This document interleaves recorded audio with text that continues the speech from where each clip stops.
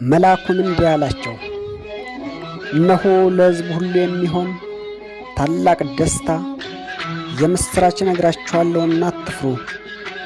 ዛሬ በዳዊት ከተማ መድኃኒት እርሱም ክርስቶስ ጌታ የሆነ ተወልዶላችኋልና፣ ይህም ምልክት ይሆንላችኋል፣ ሕፃን ተጠቅልሎ በግርግም ተኝቶ ታገኙታላችሁ።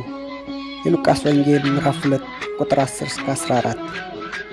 ታኅሳስ 29 እንኳን ለጌታችንና ለመድኃኒታችን ለኢየሱስ ክርስቶስ የልደት በዓል በሰላም አደረሳችሁ።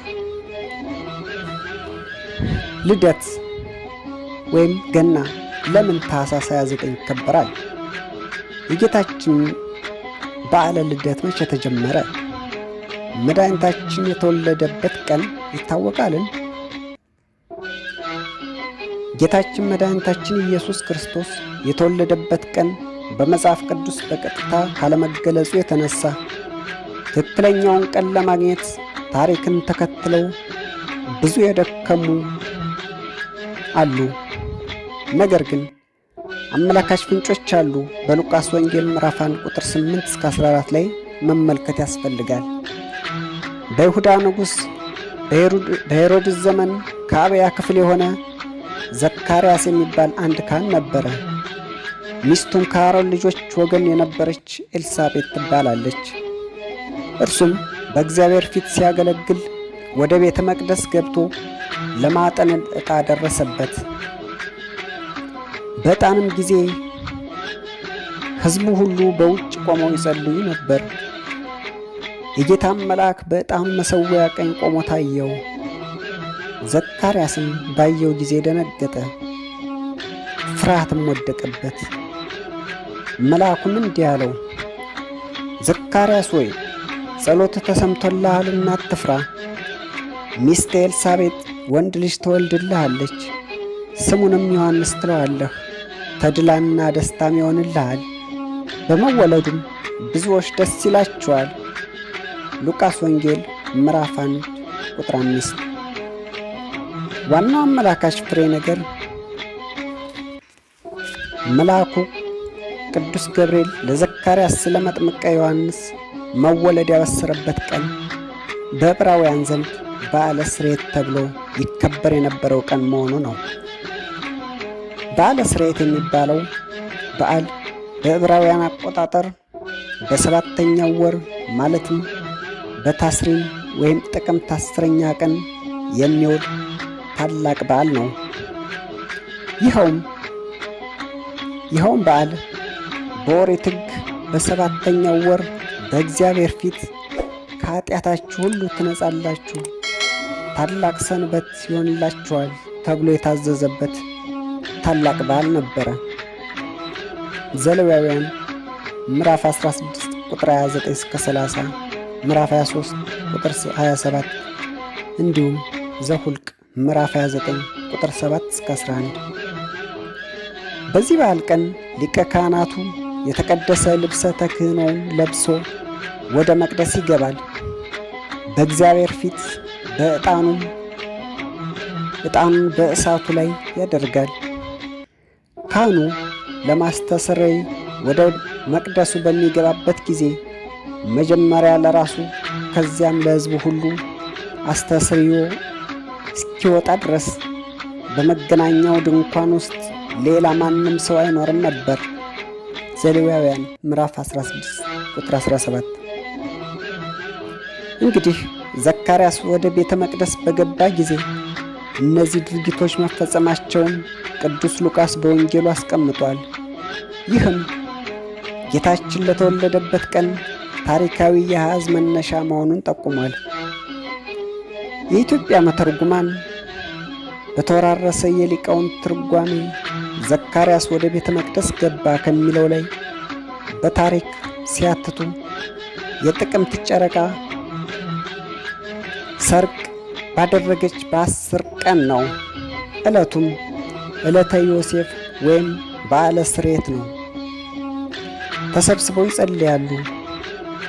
ወበይቲ ዕለት አህምምዋ ለነፍስክሙ፣ በዚያች ዕለት ራሳችሁን ታዋርዳላችሁ እንዲል ብለው አስረድተዋል። ትርጓሜ ወንጌል ገጽ 324። አሁን ደግሞ ይህን አቆጣጠር ከኢትዮጵያ የቀን አቆጣጠር ጋር ያለውን ግንኙነት እንዴት እንደሆነና መቼ እንደሚያርፍ እንመልከት።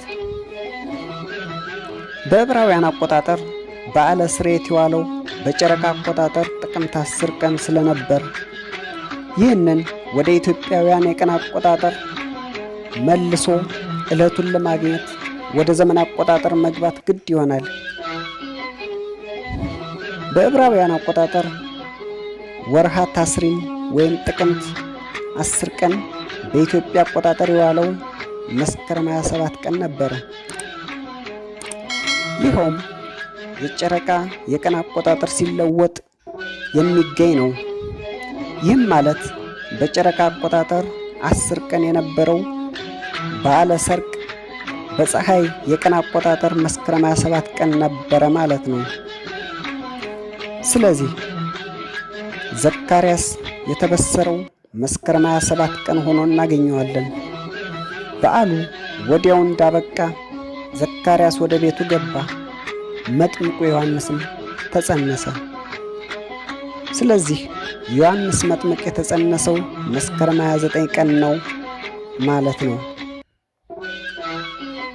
መጥምቁ ዮሐንስ ለጌታችን ለኢየሱስ ክርስቶስ መንገድ ጠራጊና በፊቱ የሚሄድ መልእክተኛ መሆኑ በነቢያት ትንቢት ተነግሮ ቆይቷል።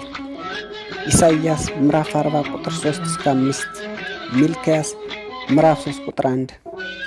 መጥምቁ ዮሐንስ የተጸነሰበትና ለተወለደበት ቀን ከዚህ በላይ እንደተመለከትነው መነሻ አብነቱን እናገኘዋለን። ኤልሳቤጥ በጸነሰች በ6ኛው ወሯ ለዘካርያስ ያበሰረው መልአኩ ቅዱስ ገብርኤል ወደ ቅድስት ድንግል ማርያም ተልኮ ትጸንሻለሽ፣ ትወልጅማለሽ በማለት መድኃኒታችን ኢየሱስ ክርስቶስን እንደምትጸንስና እንደምትወልድ አበሰራት።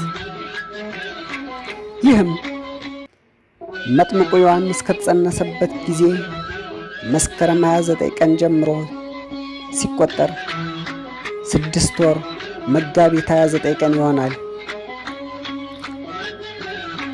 መልአኩ እመቤታችንን ሲያበስራት መካን ትባል ለነበረችው ኤልሳቤጥ ይህ 6ኛው ወር ነው ሲል የተናገረው የጽንሰቷን ጊዜ የሚያመለክት አይደለምን? ሉቃስ ወንጌል ምዕራፍ 1 ቁጥር 36-38። ስለዚህ መጋቢት 29 ቀን ቃል ሥጋ የሆነበትና በድንግል ማኅፀን የተጸነሰበት ዕለት ነው ማለት ነው።